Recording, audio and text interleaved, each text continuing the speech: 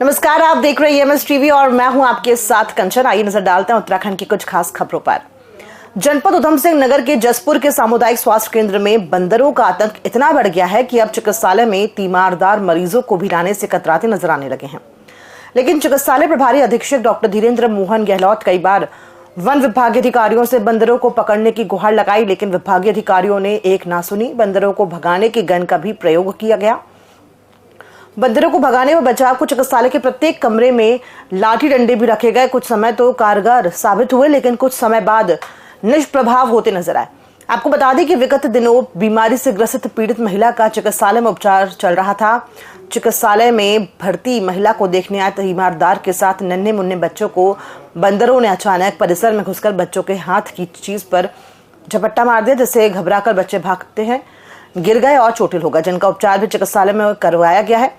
जिस पर अब चिकित्सालय प्रभारी अधीक्षक ने बंदरों के आतंक के छुटकारा पाने का नायाब तरीका निकालते हुए चिकित्सालय परिसर गेट पर भयंकर लंगूर की हिलती झूलती फोटो लगाई। फोटो अभी तो कुछ कारगर नजर आ रही है, लेकिन आखिर वन विभाग कब जागेगा जो जसपुर क्षेत्रवासियों को बंदरों के आतंक से निजात दिला पाएगा?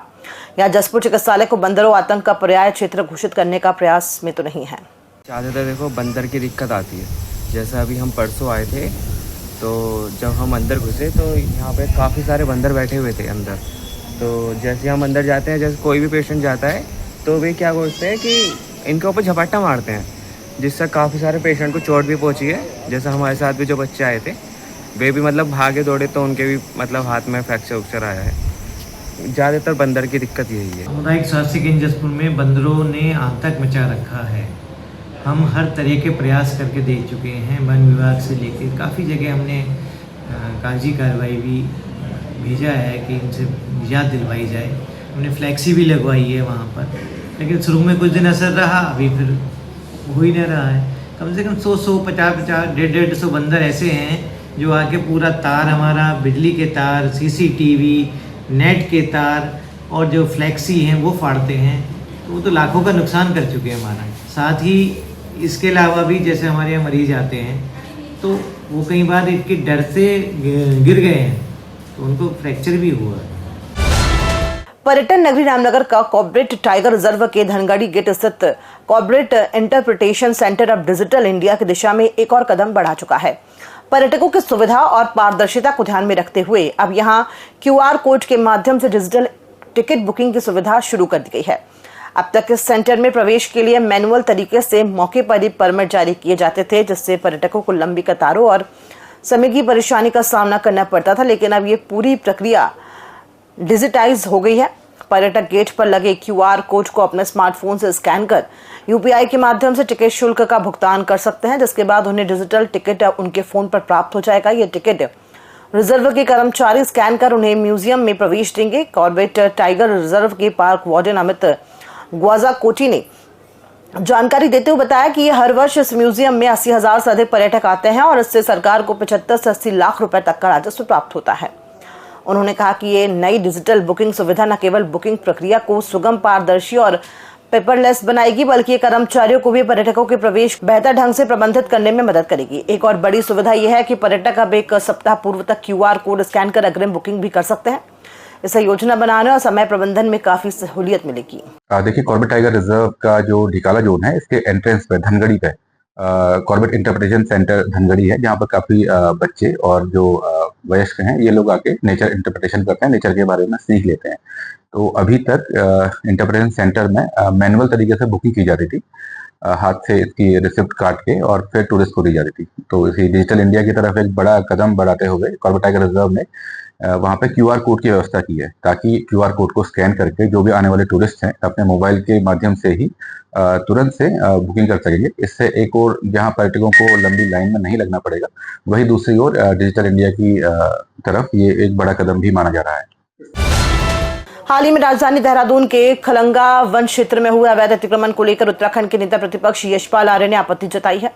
यशपाल आर्य का कहना है कि राज्य सरकार आज कह रही है कि हम इस मामले पर जांच कराएंगे, लेकिन DFO, फॉरेस्टर और फॉरेस्ट गार्ड के खिलाफ कार्रवाई नहीं हुई। साथ ही उन्होंने धामी सरकार को आड़े हाथों लेते हुए कहा कि सरकार के संरक्षण और अधिकारियों की मिलीभगत से कार्य किया गया है।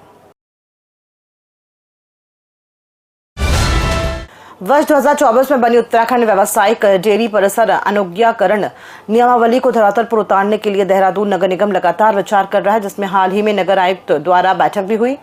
वहीं इस बात पर देहरादून के मेयर सौरभ थपलियाल ने कहा कि डेयरी संचालकों की लिस्टिंग का कार्य जारी है। साथ ही उन्होंने कहा कि अक्सर डेयरी संचालकों द्वारा नालियों में गोबर बहाया जाता है, जिससे जलभराव की स्थिति बन जाती है और इसका हल निकालने के साथ हम प्रयास कर रहे हैं कि इस गोबर का सदुपयोग हो।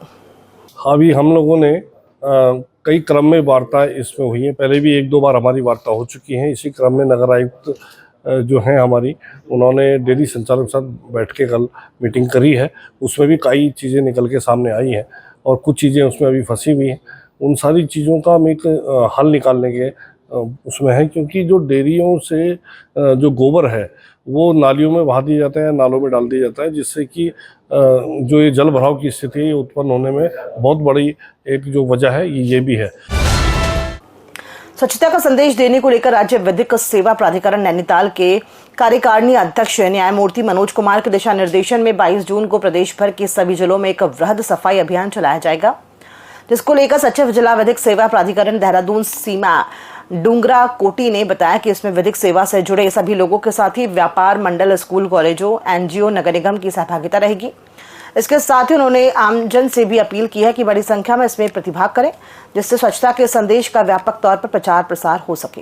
यानी कि पूरे उत्तराखंड प्रदेश में हर जिले में दिनांक 22 जून 2025 को प्रातः 7 बजे से एक सफाई अभियान चलाया जा रहा है और ये अभियान हर जिले में, हर गांव में, कस्बे में, इंटीरियर में, हर जगह पर चलेगा कि लोगों को स्वच्छता के लिए जागरूक किया जाए, उसका स्वच्छता का महत्व बताया जाए।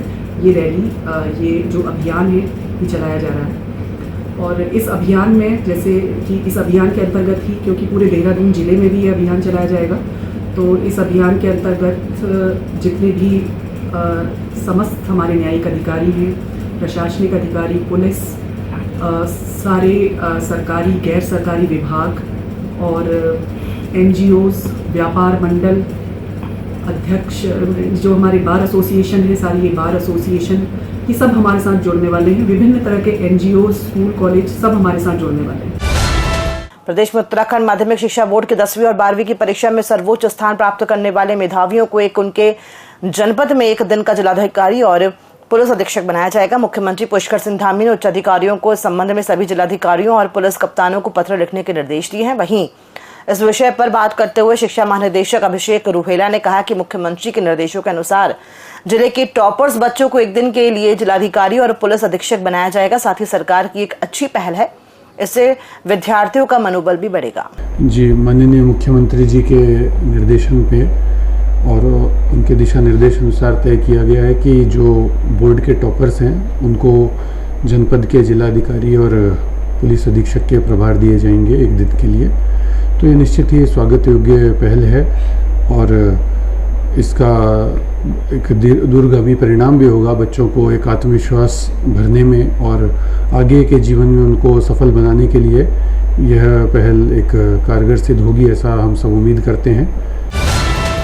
भारतीय किसान यूनियन चौधरी चरण सिंह के 3 दिवसीय राष्ट्रीय चिंतन शिविर किसान महाकुंभ के पहले दिन राष्ट्रीय अध्यक्ष धर्मेंद्र चौधरी ने कहा कि यूनियन देश भर में किसान पंचायतों का आयोजन और संगठन को मजबूत करने का कार्य करेगी। भूपतवाला स्थित कबीर आश्रम में आयोजित चिंतन शिविर में किसानों के बीच पहुंचे राज्यसभा सांसद नरेश बंसल ने कहा कि प्रधानमंत्री नरेंद्र मोदी द्वारा किसानों के लिए जो योजनाएं और कार्यक्रम चलाए जा रहे हैं उनसे किसानों का बहुत लाभ हो रहा है। नरेश बंसल ने कहा कि भारतीय जनता पार्टी किसानों की पार्टी है और हमेशा किसानों के साथ कंधे से कंधा मिलाकर खड़ी है। राज्य मंत्री देशराज कर्णवाल ने कहा कि चौधरी चरण सिंह किसानों के साथ देश के भी नेता थे।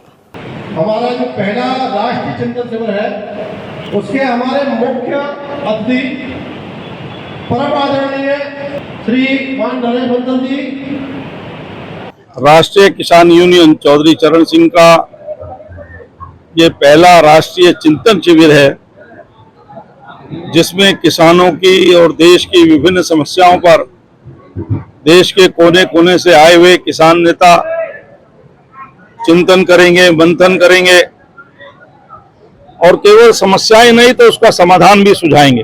जो हमारा राष्ट्रीय शिविर पहला चिंतन शिविर है, इसमें आज हमने माननीय मंत्री जी को बुलाया है और हमारे जो मुख्य अतिथि नरेश बंसल जी को बुलाया है। हमने एक नया चलन चलाया है, क्योंकि हमारी जो मांगे सरकार से ही पूरी होंगी।